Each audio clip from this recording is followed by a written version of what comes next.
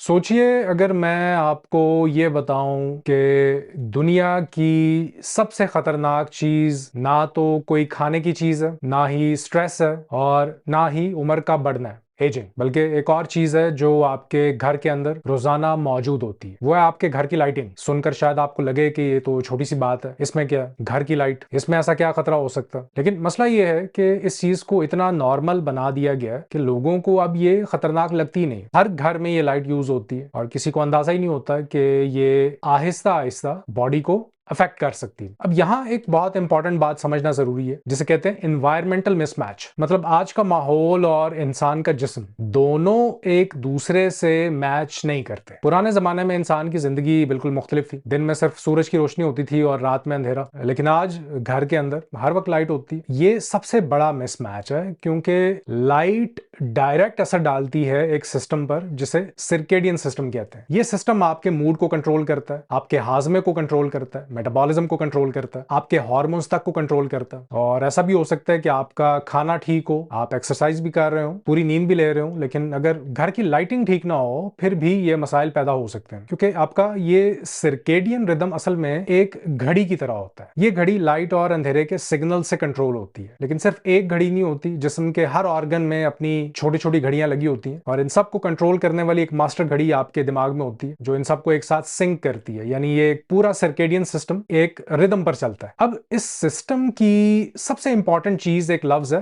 Contrast, यानी रोशनी और अंधेरे का फर्क। पुराने जमाने में दिन के वक्त इंसान बहुत तेज सूरज की रोशनी में रहता था और जब सूरज गरूब होता था तो अंधेरा हो जाता था। ये चीज इंसान की फितरत का हिस्सा है। इसी रोशनी और अंधेरे के फर्क से ये सिस्टम बना है जिसे हम सर्केडियन रिदम कहते हैं, और आज भी हमारी बॉडी इसी सिस्टम पर चल रही है। लेकिन बदकिस्मती से मॉडर्न जिंदगी में ये कॉन्ट्रास्ट अब तकरीबन खत्म हो चुका है। लेकिन इस दिलचस्प मौजू पर बात मजीद आगे बढ़ाने से पहले एक लफ्ज है लक्स, रोशनी को नापने का पैमाना, इसे आप समझ सकते हैं। इसके बारे में मैं आपको बताना चाह रहा हूं। ये लक्स असल में ये बताता है कि कोई भी लाइट कितनी तेज या कितनी रोशन है। अपने फोन पर आप लक्स मीटर ऐप भी डाउनलोड कर सकते हैं, बहुत सी ऐप्स मौजूद हैं। इससे आप ये नाप सकते हैं कि किसी लाइट की कितनी ब्राइटनेस आपके जिस्म पर पड़ रही है। हो सकता है ये लफ्ज आपने पहले सुना हो। तो आप नोट करेंगे कि सूरज की रोशनी में जब आप आते हैं तो माहौल और मौसम के मुताबिक 10,000 से लेकर 1,00,000 लक्स तक लक्स मीटर रीडिंग आपको शो होती है। अगर आसमान पर बादल हो तो ये रीडिंग कम हो जाती है, 2 से 10,000 तक रह जाती है। जब आप घर के अंदर जाते हैं तो घर की लाइट सिर्फ 100 से लेकर 500 लक्स तक होती है। इसी तरह रात के वक्त जब आप फोन यूज कर रहे होते हैं या टीवी देख रहे होते हैं तो ये रोशनी तकरीबन 300 से 1,000 लक्स तक हो सकती है। अब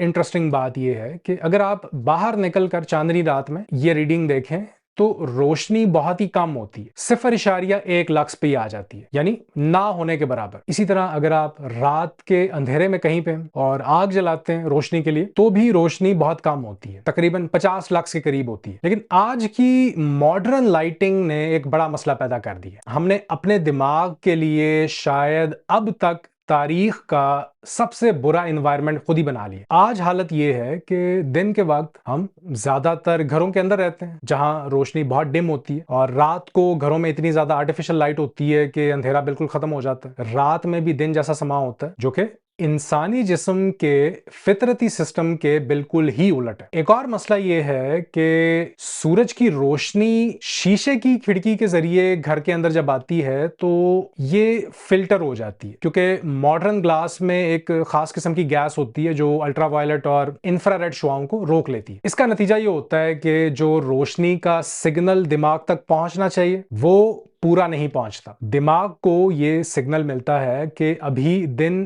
पूरी तरह शुरू नहीं हुआ। इसके अलावा टीवी, फोन्स और टैबलेट्स, इनकी स्क्रीन से निकलने वाली रोशनी ये भी बहुत स्ट्रॉन्ग सिग्नल देती है दिमाग को। ये कहती है कि जागते रहो, अलर्ट रहो। यानी सुबह के वक्त जब जिस्म को जागने का सिग्नल मिलना चाहिए वो पूरा नहीं मिलता, और रात के वक्त जब जिस्म को सो जाना चाहिए तब उल्टा जगे रहने के सिग्नल्स मिल रहे होते हैं। आज की जिंदगी में दिन और रात के दरमियान वो बड़ा फर्क करीब करीब खत्म हो चुका है। सब कुछ एक जैसा लगता है, रोशनी भी एक जैसी, माहौल भी एक जैसा। हाँ, रात को अंधेरा होता है इसलिए हम लाइट्स को और ज्यादा तेज कर देते हैं। अब आप तारीख उठाकर देखें तो इंसान पहले ज्यादातर वक्त बाहर रोशनी में गुजारता था। किसान दिन का ज्यादा हिस्सा खेतों में सूरज की तेज रोशनी के नीचे गुजारते थे। इवन सर्दियों में जब दिन छोटे हो जाते थे और अंधेरा जल्दी हो जाता था, तब भी लोगों के पास रात को रोशनी के लिए आग जलाने का ऑप्शन होता था या चांद की रोशनी होती थी। तो ये इंसानी दिमाग के सिस्टम को डिस्टर्ब नहीं करती थी क्योंकि इसमें लक्स बहुत कम होता है। लेकिन आज की मॉडर्न जिंदगी में ये सिचुएशन बिल्कुल उलट हो चुकी है। अब इन मॉडर्न लाइट्स का सबसे पहला असर मेलाटोनिन पर पड़ता है। मेलाटोनिन एक हार्मोन है जो बॉडी को सिग्नल देता है कि अब सोने का वक्त हो गया, जिस्म थक चुका है और अब आराम की जरूरत है। लेकिन जब लाइटिंग सिस्टम गलत हो तो मेलाटोनिन को देर से खारिज करता है जिस्म, या इसकी मिकदार कम हो जाती है। इसके साथ साथ कॉर्टिसोल भी मुतासर होता है क्योंकि कॉर्टिसोल ब्लू लाइट से ट्रिगर होता है। नतीजा ये निकलता है कि इंसान शायद 7 या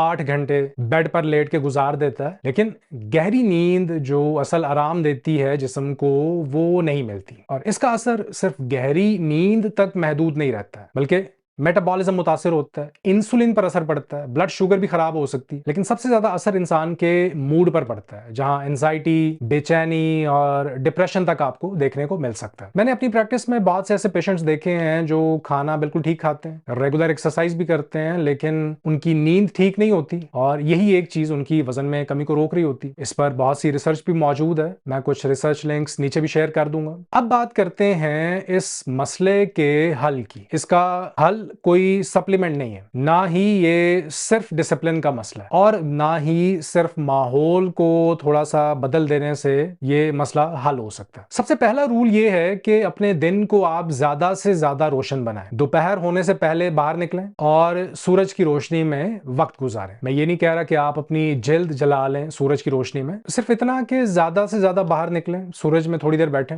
सूरज की रोशनी को थोड़ी देर देखें एक एंगल से कि डायरेक्ट आंखों में ना जाए, क्योंकि आपकी आंखों को भी सूरज की रोशनी की जरूरत होती है, लेकिन ऐसे एंगल से कि ये सीधा रेटिना या आंख के लेंस पर ना पड़े। दूसरा रूल ये है कि रात को अंधेरा करने की आदत डालें। ओवरहेड लाइट्स बिल्कुल बंद कर दें। बेहतर है कि कमरे में 2 या 3 छोटी लाइट्स लगा लें जो कि सॉफ्ट हों। अपने फोन, टीवी और कंप्यूटर की स्क्रीन को डिम कर दें। सोने से कम 1 घंटा पहले तक, वैसे तो गाइडलाइन 3 घंटे की है, तो 1 घंटा कम से कम करें। आदत आहिस्ता आहिस्ता कम होती जाएगी।